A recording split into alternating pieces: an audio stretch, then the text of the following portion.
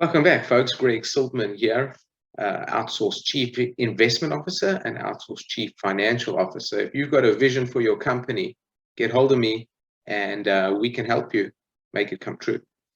We take a look at some articles that rate highly in our social space and go through them in a Come Learn With Me session.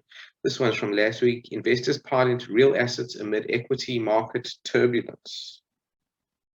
Investors are piling into so-called real assets this year as equity markets plunge amid soaring inflation and the shock of war in Ukraine, new data is revealed. Real assets defined by investment firm PitchBook as those across oil and gas, metal and mining, timber, agriculture, and infrastructure have seen a surge in interest in the first half of the year as investors look to insulate their portfolios against global economic shocks, including turbulence sparked by war in Ukraine.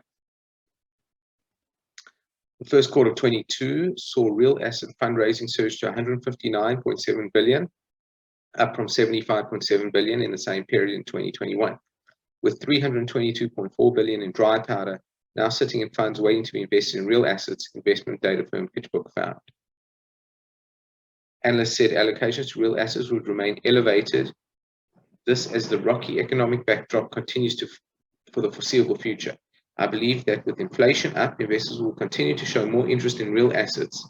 Hillary Week, fund strategies and performance analyst at PitchBook told City AM. Could be true, but over the last month, since the markets pulled back in June, it's been a tough month on commodities as well. If inflation remains elevated and economic destruction is felt more viscerally by people, that memory will last and keep allocations elevated from levels more typical before this situation hit. PitchBook found that infrastructure allocation had dominated the fundraising figures so far this year, with 42.6 billion garnered by 12 vehicles. Interesting. The old infrastructure has got a lot going for it, I guess. Not least of which is that most infrastructure in the US is falling apart, so it needs to be replaced. Since 2008, 73.1% of real assets commitment have gone to infrastructure, with projects like airports, toll roads, and clean energy projects. See, clean energy projects, yeah. Let's take a look at some of our niches below. You'll see we're into uranium, we're into some renewable, rare earth metals, and we've got a group on batteries and renewables, which really deals with metals that go into creating batteries, lithium, cobalt, nickel, and clean energy. Far larger quantity of cash in the areas like natural resource investment. PitchBook told City AM that investment in infrastructure in Europe had remained particularly elevated due to the maturity of private investment opportunities.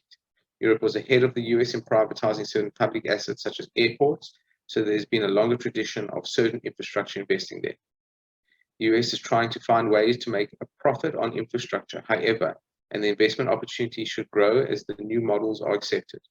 The lion's share of US cash is flowing to oil and gas, she added, given the size of the investment opportunities offered up by private US oil and gas giants. The surge in real asset allocations from investors comes after a torrid 6 months on global equity markets that have sparked major sell-offs and heavy outflows from equity funds. In the week to June 15th, in which the Fed hiked interest rates by 0.75 percentage points, investors liquidated global equity funds worth a net 30.16 billion.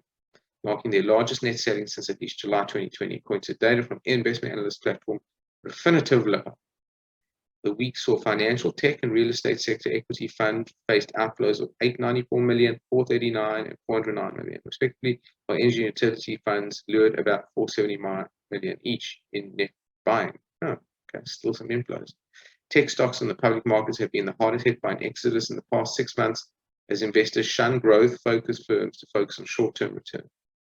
US tech titans have been among those hit hard, with share prices Amazon, Meta, and Alphabet falling 31%, 20.2%, and 50.9% in the past 6 months, respectively. Okay, there you have it, guys.